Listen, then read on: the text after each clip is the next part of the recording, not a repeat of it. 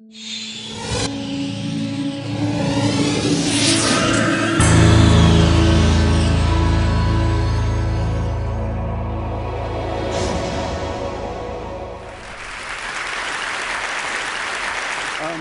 18 minutes is an absolutely brutal time limit, so I'm going to dive straight in, right at the point where I get this thing to work. Here we go.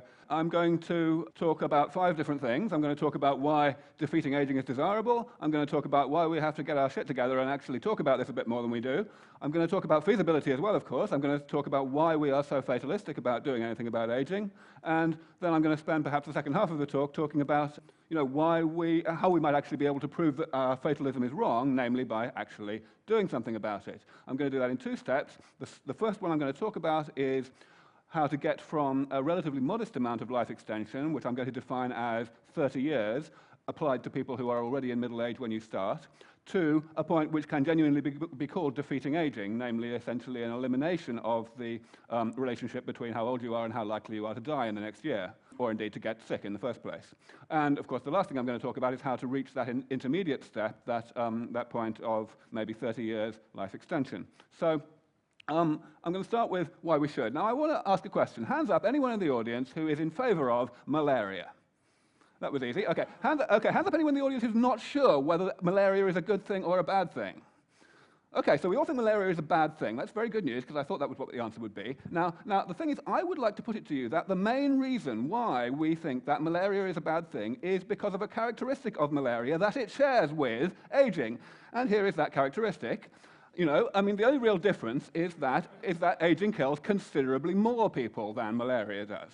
Now, I like in an audience in Britain especially to talk about the comparison with fox hunting, which is something that was banned after a long struggle by the government not very many months ago. I know I'm with a sympathetic audience here, but as we know, a lot of people are not entirely persuaded by this logic.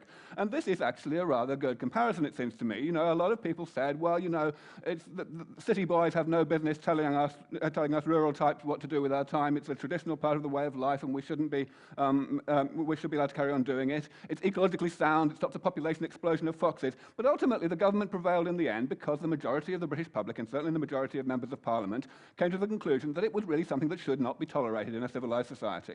And I think that human aging shares all of these characteristics in spades. What part of this do people not understand? It's not just about life, of course. It's about healthy life. Getting frail and miserable and dependent is no fun. Whether or not dying may be fun. So really, this is how I like to describe it. It's a global trance.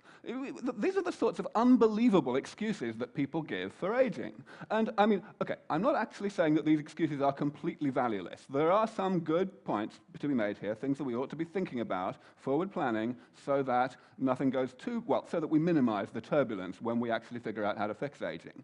But these are completely crazy when you actually remember your sense of proportion. These are arguments, these are things that you have it would be legitimate to be concerned about. But the question is, are they so dangerous, these risks of doing something about aging, that they outweigh the downside of doing the opposite, namely leaving aging as it is? Are these so bad that they outweigh condemning 100,000 people a day to an unnecessarily early death? If you haven't got an argument that's that strong, then just don't waste my time, is what I say.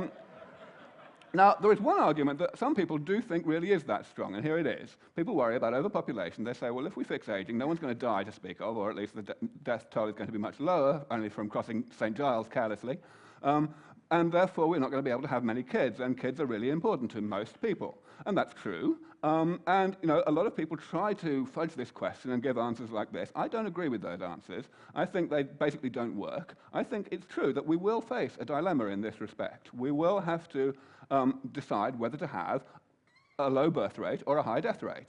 The high death rate will, of course, arise from simply rejecting these therapies and in favor of carrying on having a lot of kids. And I say that that's fine. The future of humanity is entitled to make that choice. What's not fine is for us to make that choice on behalf of the future.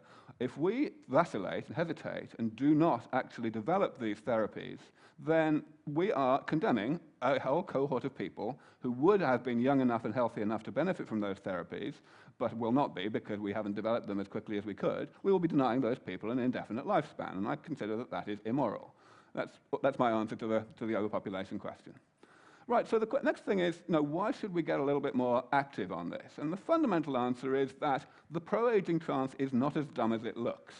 It's actually a sensible way of coping with the inevitability of aging. Aging is ghastly, but it's inevitable, so, we've got to find some way to put it out of our minds, and it's rational to do anything that we might want to do that. Like, for example, making up these ridiculous reasons why aging is actually a good thing after all. But of course, that only works when we have both of these components. And as soon as the inevitability bit becomes a little bit unclear, and we might be in range of doing something about aging, this becomes part of the problem. This pro-aging trance is what stops us from agitating about these things. And that's why we have to really talk about this a lot, evangelize, I will go so far as to say, quite a lot, in order to get people's attention and make people realize that they are in a trance in this regard. So that's all I'm going to say about that. I'm now going to talk about feasibility. And the fundamental reason, I think, why we feel that aging is inevitable is summed up in a definition of aging that I'm giving here. A very simple definition. Aging is a side effect of being alive in the first place, which is to say, metabolism.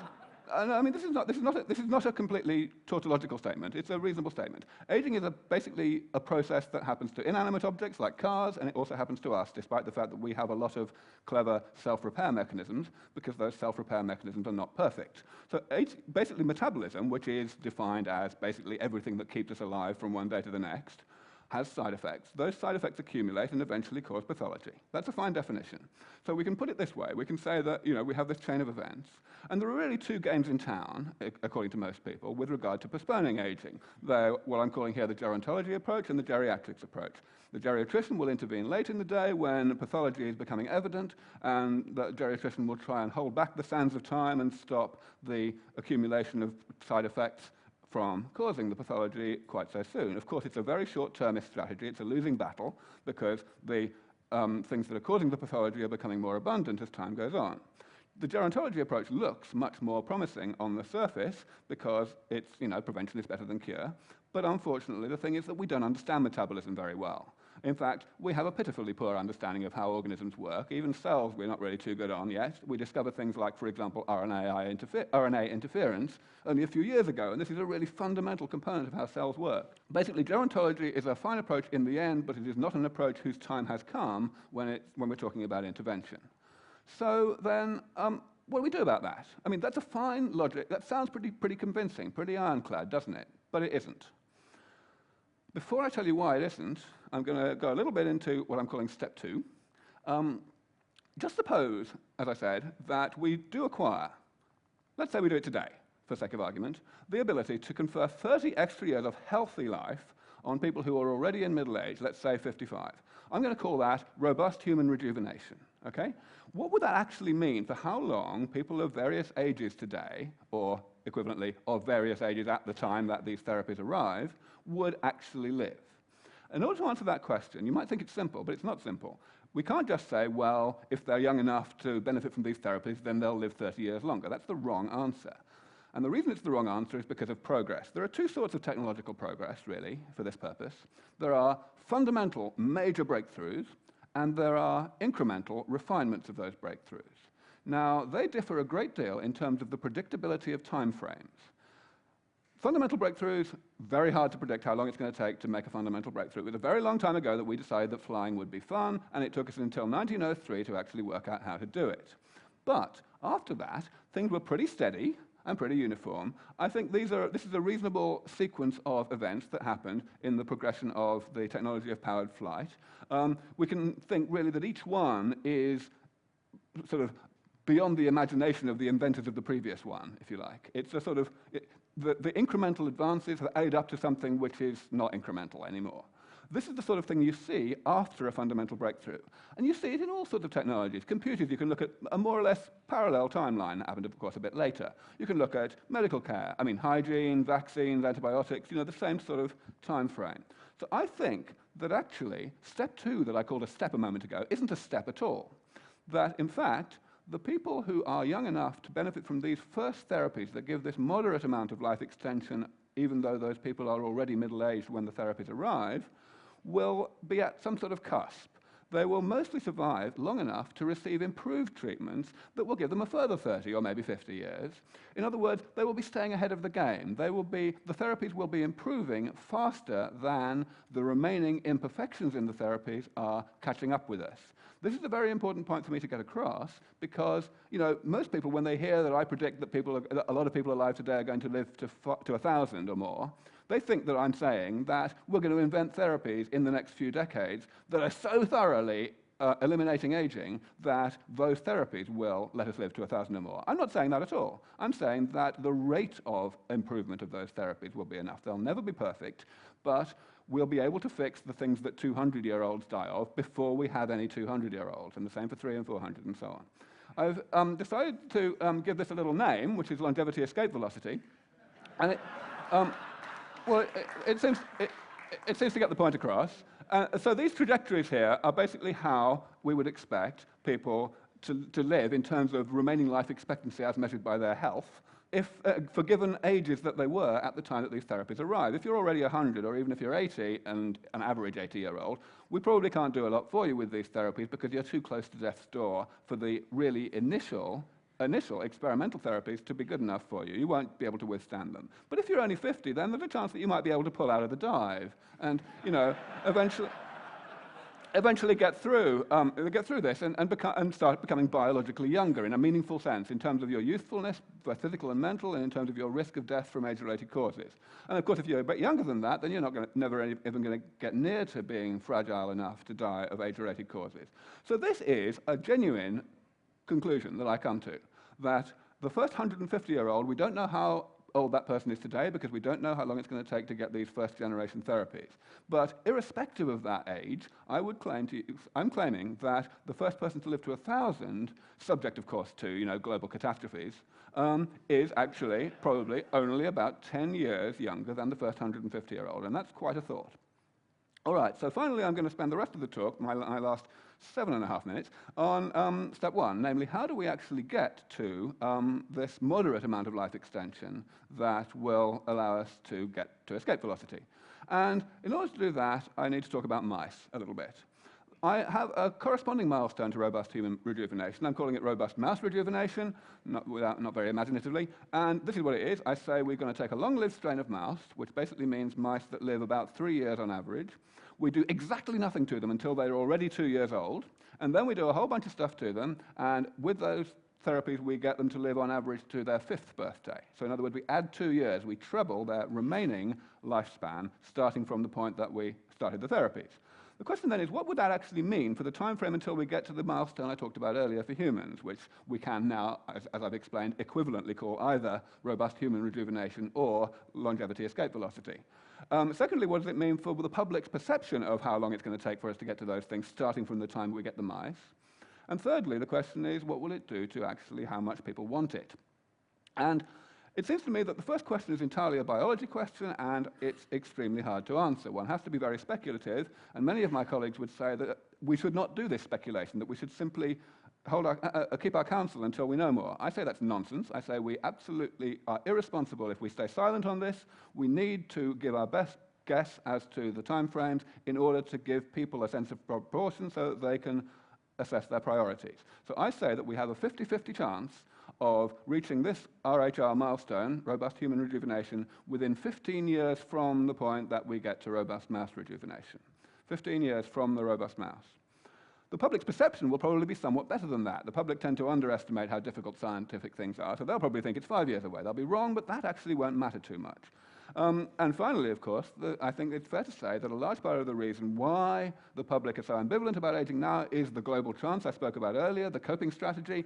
That will be history at this point because it will no longer be possible to believe that aging is inevitable in humans since it's been postponed so very effectively in mice. So we're likely to end up with a very strong change in people's attitudes, and of course that has enormous implications.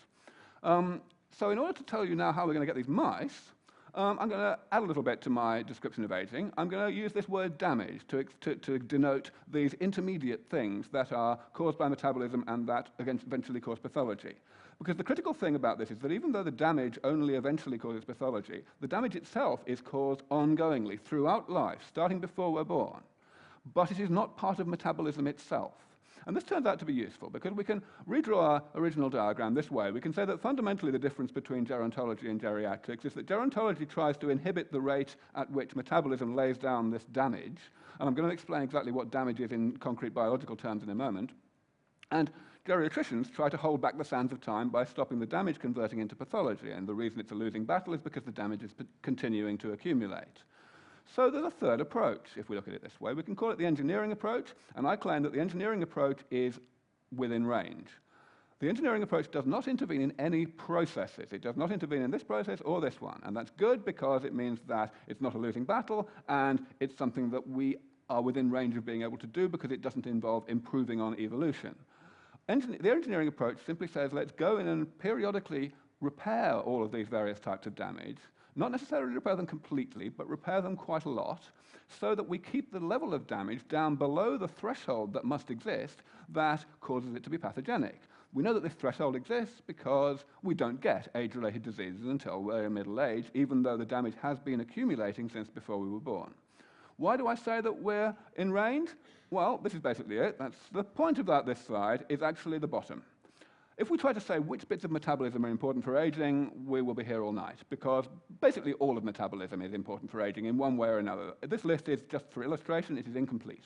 The list on the right is also incomplete. It's a list of types of pathology that are age-related, and it's just an incomplete list. But I would like to claim to you that this list in the middle is actually complete. This is the list of types of things that qualify as damage, side effects of metabolism that cause pathology in the end, or that might cause pathology, and there are only 7 of them. They're categories of thing, of course, but there's only 7 of them: cell loss, mutations in chromosomes, mutations in the mitochondria, and so on. And first of all, I'd like to give you an argument for why that list is complete. Of course, one can make a biological argument. One can say, okay, what are we made of? We're made of cells and stuff between cells. What can damage accumulate in? The answer is long-lived molecules, because if a short-lived molecule undergoes damage, but then the molecule is destroyed, like by a protein being destroyed by proteolysis, then the damage is gone too. It's got to be long-lived molecules. So these 7 things were all under discussion in gerontology a long time ago. And that is pretty good news, because it means that, we've come a long way in biology in these 20 years, so the fact that we haven't extended this list is pretty good indication that there's no extension to be done. However, it's better than that. We actually know how to fix them all, in mice, in principle. And what I mean by in principle is we probably can actually implement these fixes within a decade. Some of them are partially implemented already, the ones at the top. I haven't got time to go through them at all, but if we can, my conclusion is that if we can actually get suitable funding for this, then we can probably develop robust mouse rejuvenation in only 10 years, but we do need to get serious about it. We do need to really start trying. So, of course, there are some biologists in the audience, and you see, I want to give some answers to some of the questions that you may have. You may have been dissatisfied with this talk, but fundamentally, you have to go and read this stuff. I've published a great deal on this. I cite the experimental work on which my optimism is based, and there's quite a lot of detail there. The detail is what makes me confident of my rather aggressive timeframes that I'm predicting here. So, if you think that I'm wrong, you'd better damn well go and find out why you think I'm wrong. And of course, the main thing is that you shouldn't trust people who call themselves gerontologists, because, as with any radical departure from previous thinking within a particular field, you expect people in the mainstream to be a bit resistant and not really to take it seriously. So, you've got to actually do your homework in order to understand whether this is true. I will just answer with a few things. One thing is, you'll be hearing from a guy in the next session who said some time ago that he could sequence the human genome in half no time. And everyone said, well, it's obviously impossible. And you know what happened. So, this does happen. We have various strategies. There's the Methuselah Mouse Prize, which is basically an incentive to innovate and to do to do what you think is going to work, and you get money for it if you win. There's a proposal to actually put together an institute. This is what's going to take a bit of money. But, I mean, look, how long does it take to spend that on the war in Iraq? Not very long, okay?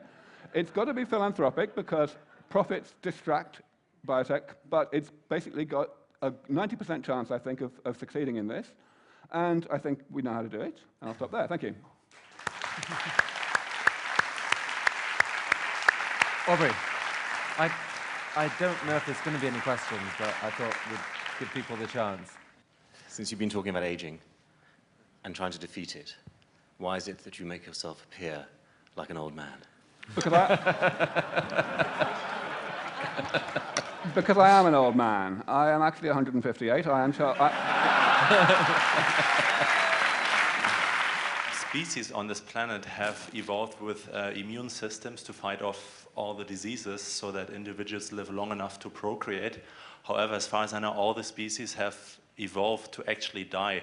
So when cells divide, the telomeres get shorter and eventually species die. So why does evolution seems to have selected against immortality when it is so advantageous? Or is evolution just incomplete? Brilliant. Thank you for asking a question that I can answer with an uncontroversial answer. I'm going to tell you the genuine mainstream answer to your question, which I happen to agree with, which is that no, aging is not a product of selection. Evolution is simply a product of evolutionary neglect.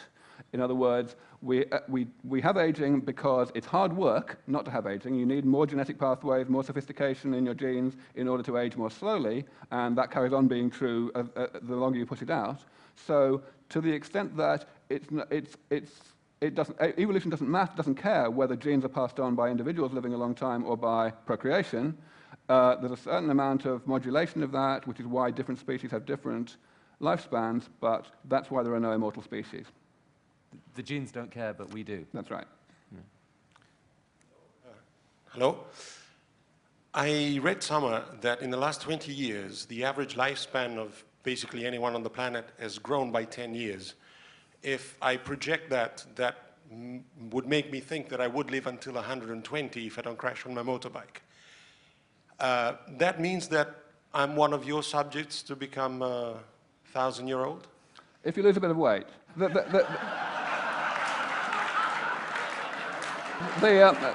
Your numbers are a bit out. The standard numbers are that lifespan's been growing at between 1 and 2 years per decade. So it's not quite as good as you might think, you might hope. But I intend to move it up to 1 year per year as soon as possible. I was told that many of the brain cells we have as adults are actually in the human embryo, and that the brain cells last 80 years or so. Are there if that is indeed true biologically, are there implications in the world of rejuvenation if there are cells in my body that live all 80 years as opposed to typical, couple of months? There are technical implications, certainly. Basically, what we need to do is replace cells in those few areas of the brain that lose cells at a respectable rate, especially neurons, but we don't want to replace them any faster than that, or not much faster anyway, because replacing them too fast would degrade cognitive function. What I said about there being no non-aging species earlier on was a little bit of an oversimplification. There are species that have no aging, Hydra, for example, but they do it by not having a nervous system and not having any tissues, in fact, that rely for their function on very long-lived cells that live more or less indefinitely.